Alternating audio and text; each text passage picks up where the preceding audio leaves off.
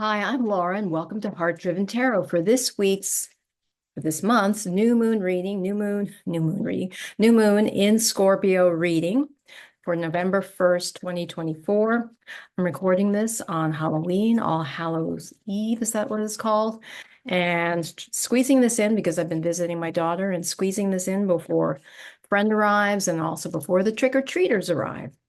But we're going to look at four core issues with this new moon energy in Scorpio. And this is a time of intensity and of alchemy. Those are the associations with the new moon in Scorpio. Also, it's a time to face your shadows because whatever lies beneath that's hidden cannot be healed. If you don't face your shadows, you cannot heal them. So it's as if you have to bring things to the surface. And I believe that Carl Jung, psychologist and psychoanalyst Carl Jung, there was some famous statement he made about what remains hidden cannot be healed, or something along those lines. And so the new moon in Scorpio offers an excellent opportunity to bring these shadow energies up to the surface, have them bubble up so you can look them in the eye and then release them. And of course, it's a good time for new energy. And the music selections I recommend for this new moon in Scorpio are New Moon by Birdy, a woman named musician called Birdy, and also, to date myself, Moon Shadow by Cat Stevens, which goes back to the late 1970s. I'm going to do 4 readings, and also a good book that I recommend, I still need to work through complete, is called Shadow. Let me make sure I have the correct title. A Writing the Shadow, Turn Your Inner Darkness into Light. Oh, into words. Can't read it. The lighting here is a little bit wonky. Turning your inner shadows into words. And that's especially designed for writers, but anything you want to transform, it's like the alchemy, transforming lead into gold. You want to transform whatever is holding you back, negativity, disempowering beliefs, etc., and move forward and transform them into something powerful. And one instructor I had in intuitive coaching said that you want to transform your pain into power. So that's what we're going to look at today. I'm going to choose 4 cards. And again, my apology for the lighting and everything, but I'm limited here. Select 4 cards.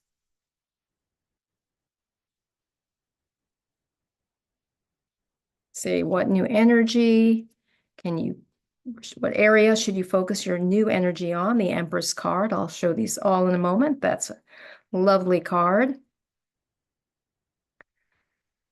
What's been hidden that you need to release, or that you need to face and then release? The 5 of Coins or Pentacles reversed. What new goal should you work on manifesting? The Knight of Wands reversed.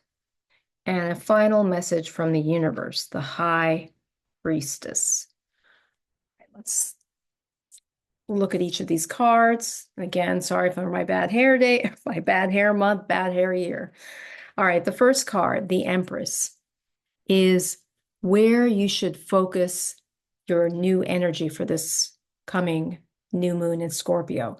And it's the Empress, the Major Arcana, card number 3 in the Major Arcana, which is associated with creativity. That also, she's like Mother Earth, that feminine energy. A lot when she appears in a number of readings, she can indicate pregnancy.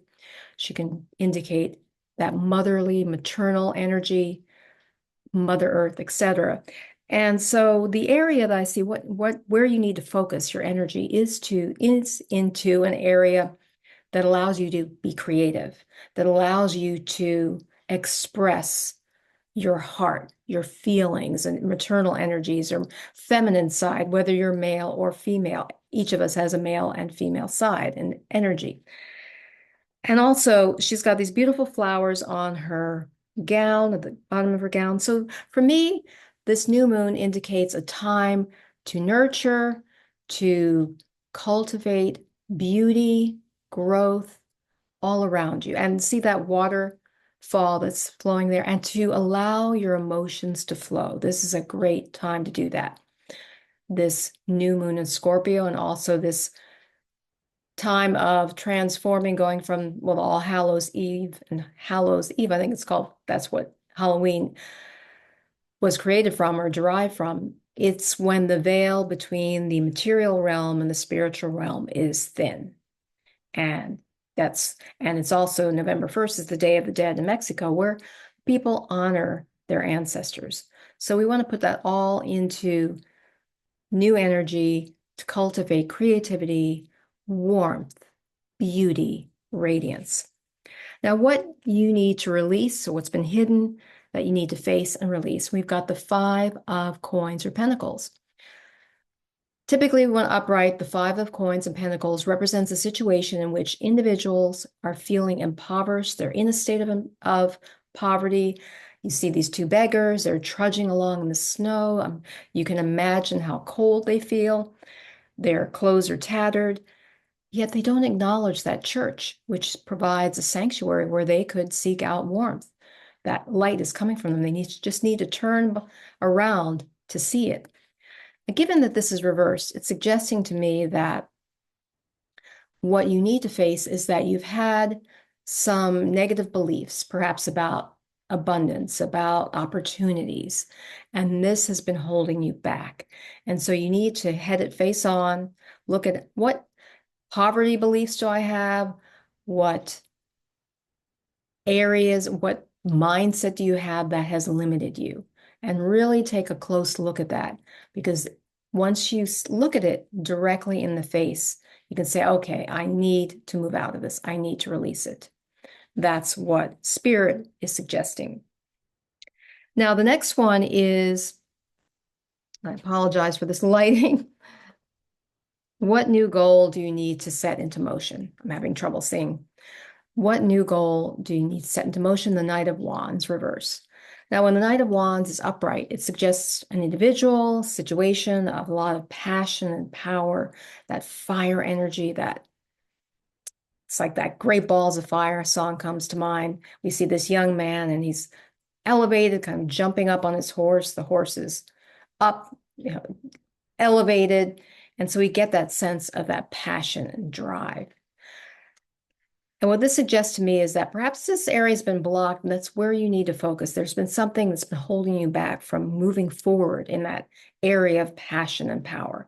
And so think about what that is. Turn and identify it and start moving forward, taking action so that you can manifest this into your life. I know that I have been struggling with some areas of passion, of purpose in my life, and have been holding myself back.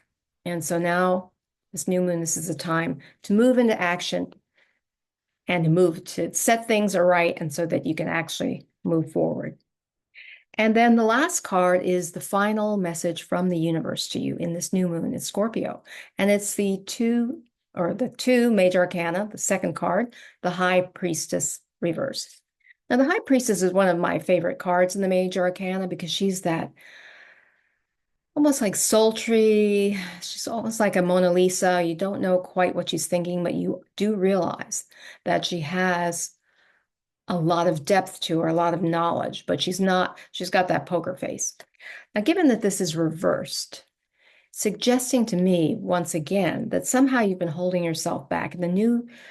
This message from the universe is that this is your time to now put your intuition into action, to start revealing your knowledge, your depth, your insights, instead of holding them back, instead of pulling back. Now is the time to activate them so that you can empower not only yourself, but more importantly, others. Because when upright, the High Priestess is someone to whom people seek out counsel. They seek out advice.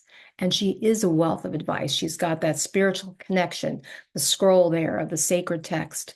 She is a font of wisdom.